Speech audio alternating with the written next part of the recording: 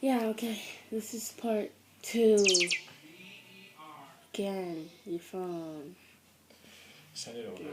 It's okay, I got it. Cool. Okay, so now since you were talking about your parents and your education, how did your parents affect your childhood and teenage life? My parents definitely affected it in a positive manner. I feel like because my parents were always open to talk to me, which I really, really appreciate, we have a great relationship today. I consider my relationship with my parents to be better than a lot of my peers' relationships with their parents because I feel like I can talk to my parents about anything. A lot of my friends do not feel that way. Mm-hmm. They've definitely helped me without school though. Like, one thing that people don't understand is growing up and being in school isn't exactly easy, especially in this day and age. So if you have great parents who support you, doesn't mean that you won't have a few hiccups here and there, but it definitely makes the process a little easier. Okay, so my next question is what is the most foolish thing you did and why? What did you learn from it? Ever? It could be many things. I remember one time, I must have been about either 9 or 10. I gotten this toy from Toys R Us. It came in a box. I think it was some Beyblade something or other, because those were hit back then. I used the knife to open the box, and I wondered what would happen if I ran my finger across the knife, not thinking. So I went like this on the knife, and I saw my finger start bleeding. I said, "Oh, wow, that hurts. Ouch." And from then I learned on not to play with knives. What about that time you snuck out the house? And you were like, hey, Naomi, I'm going to go outside. When I don't know, it was really late at night. And you opened the door and you left the house. And you said you were going to Alex's or something. Don't remember? Of course. you're Okay. definitely blackmailing me. What are the biggest mistakes you made and what did you learn from them? I say the biggest mistake I've made. One of them was probably saying something to Naomi about leaving on the aforementioned night. Um, there's that. What about your first year in college? Uh, Any mistakes? mistakes.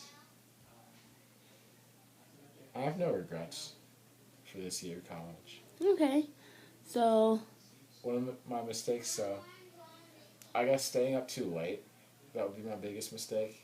Because I got a lot of work done, but I stayed up too late. what did you learn from that? I learned that if I personally go to sleep, don't do any work past 12, and give myself 7 hours of sleep, then I'm fine. Okay. So, what were your dreams, goals, and ambitions? And how do they compare to now What were they when? as a teenager? Well, I'm not 19 yet, but 13.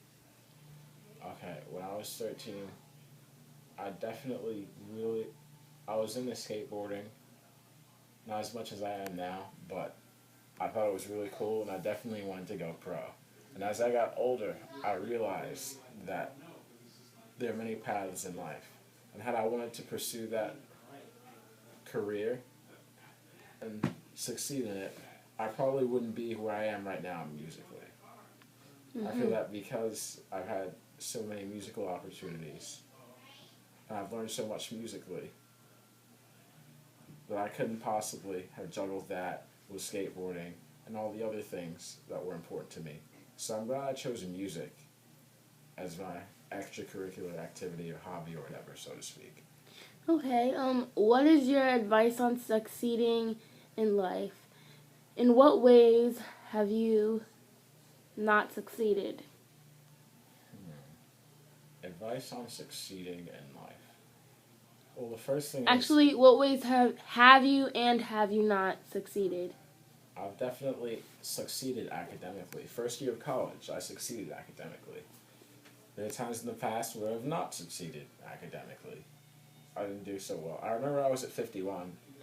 I want to say seventh grade, and I know I didn't do the best. I definitely brought my GPA up, but there were times where I just didn't do the best that I could have. So succeeding and not succeeding is both academically. Succeeding, I feel like I've succeeded in life thus far. I mean, I'm currently in college. I'm not strung out on drugs. I don't have any children. I have a great relationship with everyone in my immediate family. So I guess I'm successful in that regard. Okay. What is an important coming of age experience that made you feel more adult, or what's something that made you realize you weren't a little kid anymore? Can you ask that again, please? Okay, what is an important coming of age experience that made you feel more adult? Important. So, is there anything in Oh, your I know. I can think. I work at a Christian camp over the summers.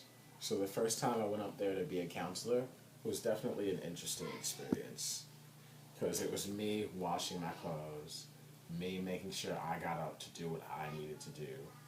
I think when I was 15, 16, that was the first time that I had to do that on my own. Mm-hmm. So it was definitely a great coming of age experience.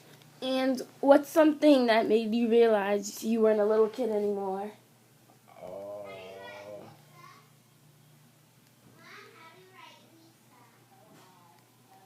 in high school, when I stopped having as much free time as I wanted, middle school I had a lot more free time. As you get older, you'll gradually have less and less free time.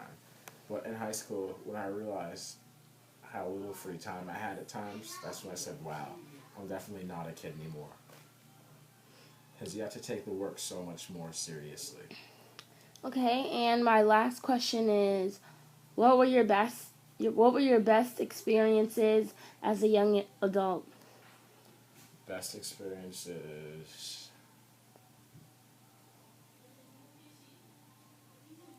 Traveling outside of New York is always great.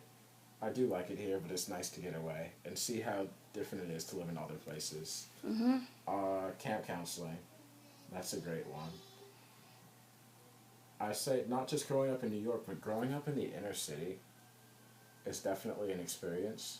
I feel like there's always something to do out here. It's not a bad thing. I think of it as more of a good thing.